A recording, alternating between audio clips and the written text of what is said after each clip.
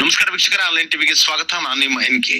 ಶ್ರೀ ವಿದ್ಯಾಗಣಪತಿ ಹಾಗೂ ದುರ್ಗಾ ಪರಮೇಶ್ವರಿ ಜೀರ್ಣೋದ್ಧಾರ ಸೇವಾ ಸಮಿತಿ, ಶ್ರೀ ಆದಿಶಕ್ತಿ ಜಾಡರಾಮಮ್ಮ ದೇವಸ್ಥಾನ ಮತ್ತು ಶ್ರೀ ವಿದ್ಯಾಗಣಪತಿ ಹಾಗೂ ದುರ್ಗಾ ಪರಮೇಶ್ವರಿ ದೇವಸ್ಥಾನ ಮರಳೂರು ಜಿಲ್ಲೆ ತುಮಕೂರು ಇವರ ವತಿಯಿಂದ 48ನೇ ವರ್ಷದ ಕರಗ ಮಹೋತ್ಸವ ಕಾರ್ಯಕ್ರಮವು ದಿನಾಂಕ 14, 15, 16ರಂದು 3 ದಿನಗಳ ಕಾಲ ನಡೆಯಲಿದ್ದು, ಈ ಒಂದು ಕರಗ ಮಹೋತ್ಸವವನ್ನ ಹೆಚ್ಚಿನ ಸಂಖ್ಯೆಯಲ್ಲಿ ಭಕ್ತಾದಿಗಳು ಆಗಮಿಸಿ ಯಶಸ್ವಿಗೊಳಿಸಬೇಕಾಗಿ ಸೇವಾ ಸಮಿತಿಯ ಸದಸ್ಯರುಗಳು ಹಾಗೂ ಸ್ಥಳೀಯ ಮುಖಂಡರುಗಳು ಪತ್ರಿಕಾಗೋಷ್ಠಿಯಲ್ಲಿ ತಿಳಿಸಿದರು. ಈ ಸಂದರ್ಭದಲ್ಲಿ ಸ್ಥಳೀಯ ಮುಖಂಡರಾದ ರಾಜಣ್ಣರವರು ಹಾಗೂ ಇನ್ನಿತರ ಮುಖಂಡರುಗಳು ಹಾಗೂ ದೇವಸ್ಥಾನದ ಸದಸ್ಯರುಗಳು ಹಾಗೂ ಅಧ್ಯಕ್ಷರಾದಂತಹ ಪುರುಷೋತ್ತಮರವರು ಹಾಗೂ ದೇವಸ್ಥಾನದ ಅರ್ಚಕರು ಈ ಸಂದರ್ಭದಲ್ಲಿ ಭಾಗವಹಿಸಿದ್ದರು. ವರದಿ ಆನ್ಲೈನ್ ಟಿವಿ. ತುಮಕೂರು ಜಿಲ್ಲೆಯ 29ನೇ ವಾರ್ಡು ಮರಳೂರು ಜಿಲ್ಲೆ, ತುಮಕೂರು ಜಿಲ್ಲೆಯ ಹೃದಯ ಭಾಗ. ಈ ಭಾಗದಲ್ಲಿ ಸುಮಾರು 48 ವರ್ಷಗಳಿಂದ ಸತತವಾಗಿ ಈ ಒಂದು ಕರಗ ಮಹೋತ್ಸವವನ್ನು ಆಚರಣೆ ಮಾಡ್ಕೊಂಡು ಬರಲಾಗಿದೆ. ಈ ಒಂದು ಕರಗ ಮಹೋತ್ಸವಕ್ಕೆ ಭಕ್ತಾದಿಗಳು ಅನೇಕ ರೀತಿಯ ಸಹಾಯ ಈ ಸಂದರ್ಭದಲ್ಲಿ ನೀಡಿರ್ತಾರೆ.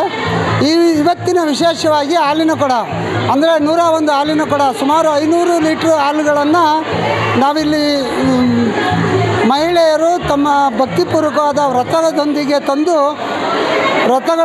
ತಂದು ಇಲ್ಲಿ ಅಭಿಷೇಕವನ್ನು ಮಾಡ್ತಾರೆ. ಈ ದೇವಿಗೆ ಅಭಿಷೇಕವಾದಂಥ ಈ ದಿನ ವಿಶೇಷವಾದ ದಿನ. ತದನಂತರ ನಾಳೆ ದಿನ ಅಂಬಲಿ ಪೂಜೆ ಇರುತ್ತೆ. ಈ ಒಂದು ಅಂಬಲಿ ಪೂಜೆಯಲ್ಲಿ ಎಲ್ಲ ವ್ರತಧಾರಿಗಳು, ಅಂದರೆ ಅದಕ್ಕೆ ಅಂತಲೇ ಒಂದು 9 ಜನ ವ್ರತ ಮಾಡ್ತಾ ಇರ್ತಾರೆ.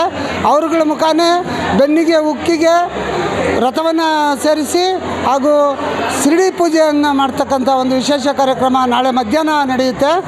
ನಾಳೆ ಸಂಜೆ ಇದೇ ರೀತಿಯ ಉತ್ಸಾಹದೊಂದಿಗೆ ಅಂಬಲಿ ಪೂಜೆ ಕಾರ್ಯಕ್ರಮ ಇರುತ್ತೆ.